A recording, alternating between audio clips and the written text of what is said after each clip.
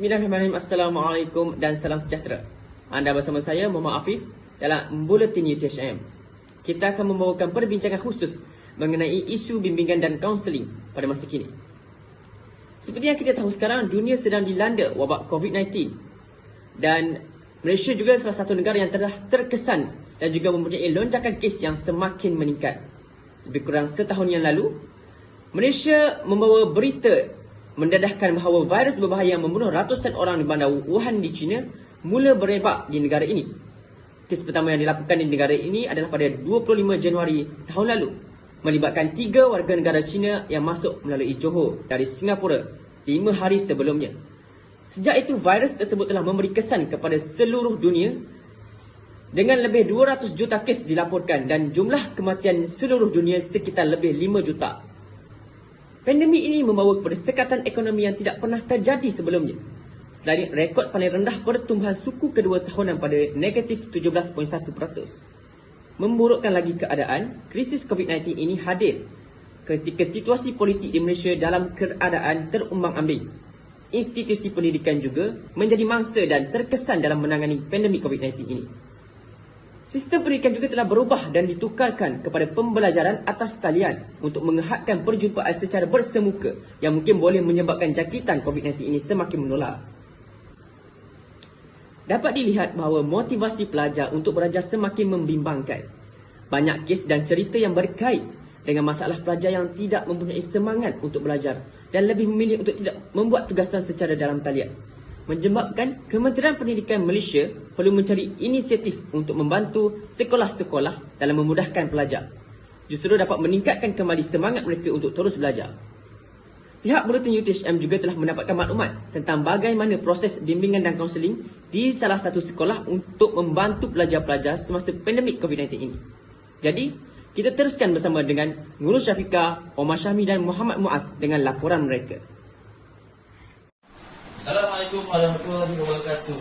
Bimbingan pribadi dan sosial dapat didefinisikan sebagai usaha membantu individu dalam menyelesaikan masalah yang berkaitan dengan kaedah psikologi dan sosial individu. Nombor 2, selaku guru bimbingan dan kaunseling di sekolah, bimbingan pribadi dan sosial ini membantu individu dalam menyelesaikan masalah pribadi dan sosial seseorang seperti perhubungan rakan sebaya, penyesuaian dengan persekitaran pendidikan atau komuniti tempat tinggal mereka dan penyelesaian konflik kehidupan individu. Nombor 3, bimbingan pribadi sosial ialah satu set bantuan kepada pelajar supaya mereka dapat menghadapi masalah mereka sendiri serta usaha dalam menyelesaikan masalah ini ia. Nombor 4, ia juga merupakan satu usaha untuk membantu individu untuk membentuk sikap, jiwa, tingkah laku dan baik. Nombor 5, pengertian bimbingan dan kaunseling secara pribadi sosial ini dapat disimpulkan bahawa bimbingan pribadi dan sosial adalah bimbingan yang diberikan oleh seorang pakar kepada individu atau kumpulan dalam membantu untuk menyelesaikan masalah pribadi sosial seperti penyelesaian diri, menangani konflik dan pergaulan. Untuk membangun sikap yang positif, nombor 1, dapat membina harapan dan mengatasi sikap negatif seperti putus asa dan tidak bersemangat. Nombor 2, dapat menguatkan mental, perasaan dan keyakinan untuk melakukan apa saja yang ada di dalam fikiran seseorang. Nombor 3, sikap mental positif dikaitkan dengan tingkah laku dan mentaliti aku boleh dan atau aku mampu yang mewujudkan dalam diri seseorang individu. Adanya mentaliti seperti ini, seseorang tidak akan mudah mengalah kepada pelbagai rintangan dan cabaran dalam hidupnya. Nombor 4, sikap mental yang positif terbentuk dan dikekalkan melalui kekuatan diri dan kemahuan diri berlandaskan motif tersendiri individu. Nombor 5, membangun sikap yang positif seperti haruslah mengambil berat dan peka terhadap reaksi orang lain dan sensitif terhadap reaksi sendiri adalah dengan guru bimbingan dan kaunseling itu sendiri perlu mengawal tindak balas emosi dan menjadi pendengar yang mendengar yang baik. Percayalah bahawa setiap sasaran dan matlamat dapat dicapai setelah direalisasikan. Proses bimbingan dan kaunseling. Nombor 1, bimbingan dan kaunseling merupakan satu proses menolong yang mempunyai standard tertentu dan bersistematik dan berdasarkan prinsip psikologi yang hanya boleh dilakukan oleh seorang kaunselor. Nombor 2, kaunseling bukanlah sesi memberi nasihat. Ia lebih kompleks dan lebih profesional, serta memerlukan latihan yang persediaan dari segi ilmu.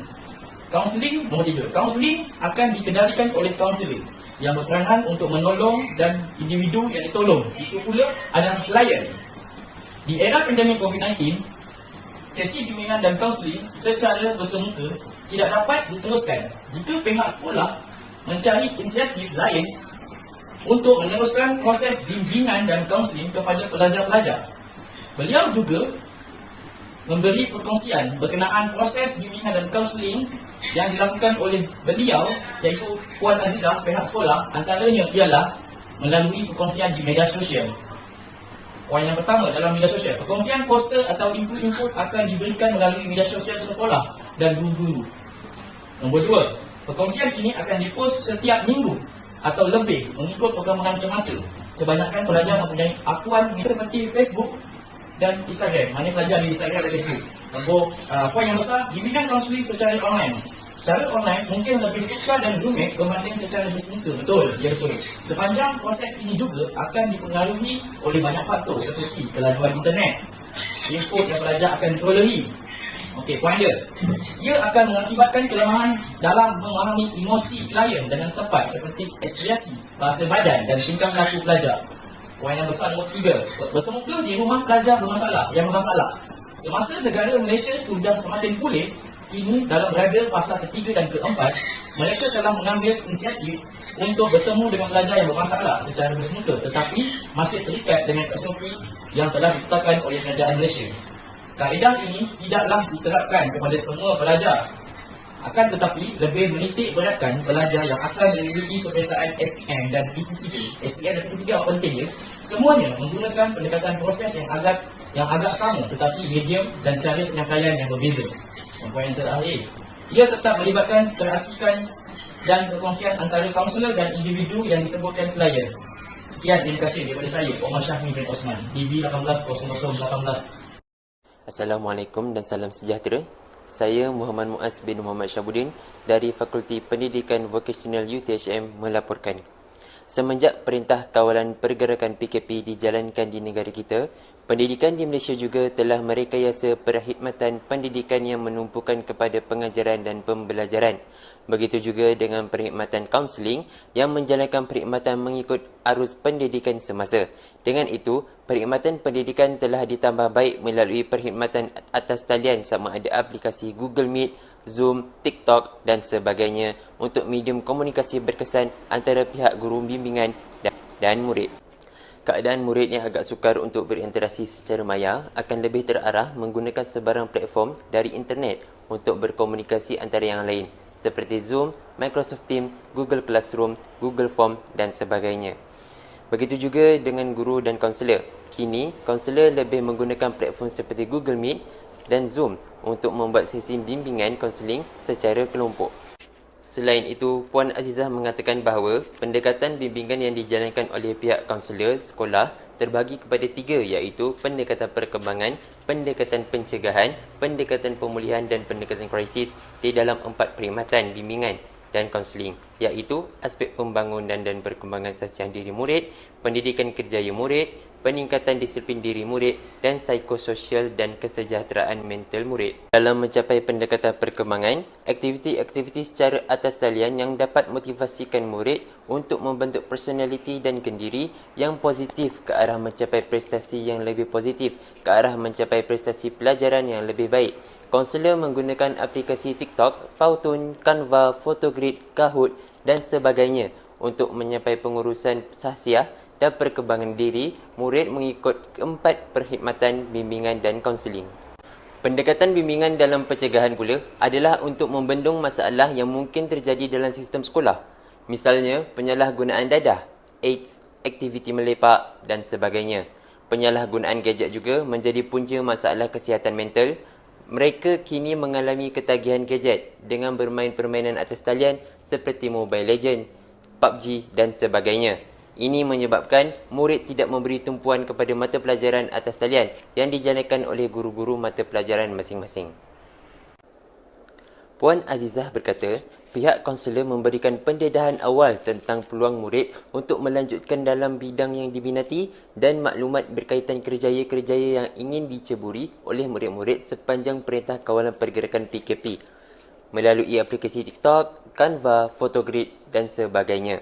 Hal ini cara termudah untuk kaunselor memberi maklumat kepada murid-murid tentang mengenali dunia kerjaya. Kaunselor dapat memberi pendedahan kepada murid tentang kepentingan bimbingan kerjaya. Antaranya adalah pendedahan tentang bidang kerjaya yang diminati melalui ujian Inventory Minat Kerjaya (IMK) dan Inventory Trade Personality (ITP). Dengan menghantar Google Form secara atas talian WhatsApp, kaunselor dapat mengenal pasti hala tuju kerjaya dan personaliti murid secara perseorangan sekaligus, dapat menolong murid melakukan persediaan awal untuk menghadapi penghijrahan dari zaman persekolahan ke dunia pekerjaan sebenar. Hal ini dapat menambah pengetahuan murid mengenai kejayaan-kejayaan tertentu melalui aktiviti yang dijalankan. Dalam pemilihan kerjaya, adalah penting bagi seseorang murid untuk memahami bahawa kejayaan yang dipilih selaras dengan kebolehan, minat, cita-cita dan peluang.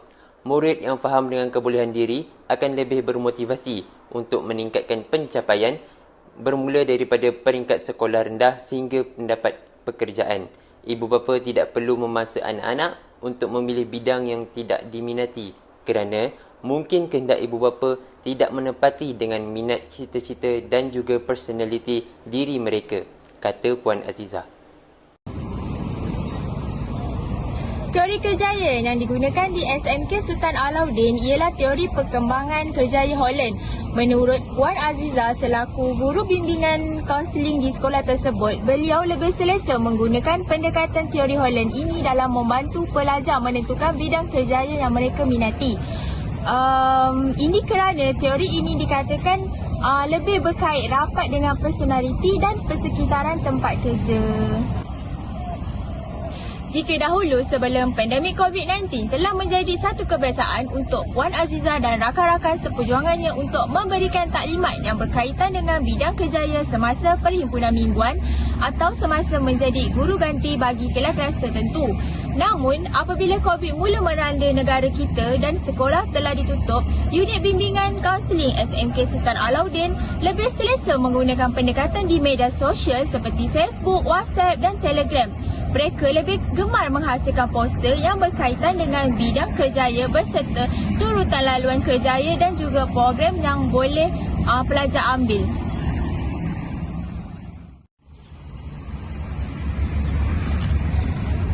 Pendidikan vokasional ini merupakan bidang yang tidak asing lagi dengan negara kita. Jika dahulu bidang ini sering dipandang hina tetapi kini tidak lagi. Malah lulusan dari bidang ini sangat mendapat permintaan yang tinggi di pasaran. Menurut Puan Azizah sendiri, pelbagai kaedah telah digunakan bagi meyakinkan pelajar dan ibu bapa akan kebaikan bidang vokasional ini. Beliau dikatakan sering memberikan pendedahan akan kebaikan bidang vokasional kepada pelajar serta laluan untuk pelajar yang berminat untuk mengambil SKM di institut awam atau swasta. Selain itu, beliau turut mengatakan bahawa pelajar yang mempunyai sijil SKM boleh membuat permintaan gaji yang setaraf dengan sijil kemahiran yang mereka ada kepada bakal majikan. Di samping itu, Puan Azizah dilihat sangat gemar memberikan contoh yang berkait rapat dengan wang bagi meyakinkan pelajarnya kerana beliau mahu pelajar menilai sendiri bahawa sijil kemahiran mereka itu mampu memberikan mereka pendapatannya lumayan lantaran kebanyakan majikan masa kini lebih gemar mengajikan pekerja yang mempunyai kemahiran tertentu berbanding mereka yang tiada sebarang kemahiran. Sungguh pun masih lagi berada di zaman pandemik, maklumat berkaitan dengan bidang vokasional ini masih lagi disebarkan melalui platform seperti Facebook, Telegram dan WhatsApp. Malah bersempena dengan bulan kaunseling yang telah disambut pada bulan Oktober yang lalu, pihak unit bimbingan dan kaunseling di SMK Sultan Alauddin telah menjemput seorang penceramah yang berpengalaman luas serta mahir dalam memberikan penerangan berkaitan dengan bidang-bidang kemahiran yang boleh diikuti oleh pelajar.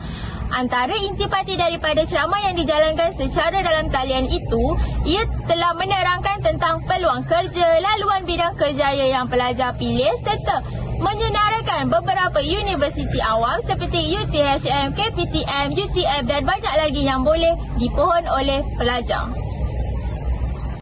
Baik, terima kasih kepada rakan penyampaian lain. Berdasarkan kajian dan perkongsian yang telah didapati, secara umumnya, kaunselor sekolah merupakan individu yang penting dalam melaksanakan seruan Kementerian Pendidikan Malaysia, iaitu untuk pihak sekolah membantu pelajar dan mencari inisiatif untuk pelajar lebih bermotivasi semasa pandemik COVID-19 ini. Kaedah-kaedah yang digunakan perlulah tepat dan sesuai mengikut situasi semasa dan kesesuaian kes pelajar itu sendiri. Dapat dilihat juga kaunselor harus mempunyai pengetahuan tentang bidang pekerjaan masa kini dan boleh menyarankan bidang vocational sebagai laluan para pelajar dalam membantu pelajar menentukan laluan kerjaya mereka setelah tamat pembelajaran.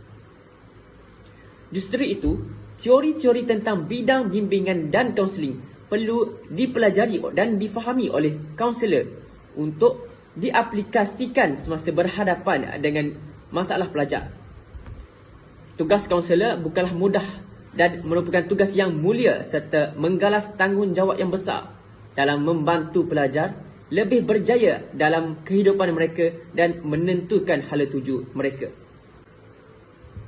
Terima kasih kepada rakan penyampaian lain. Saya Muhammad Afif melaporkan berita dari studio UTHM. Saudara, dunia ini adalah lautan yang dalam. Telah banyak manusia tenggelam di dalamnya. Oleh itu, sediakanlah perahu untuk berlayar di atasnya. Dan hidup yang berguna adalah hidup yang ketika petang akan menyediakan lampu kerana malam hari akan tiba. Fikir-fikirkanlah. Dengan itu, salam hormat. Assalamualaikum dan salam sejahtera.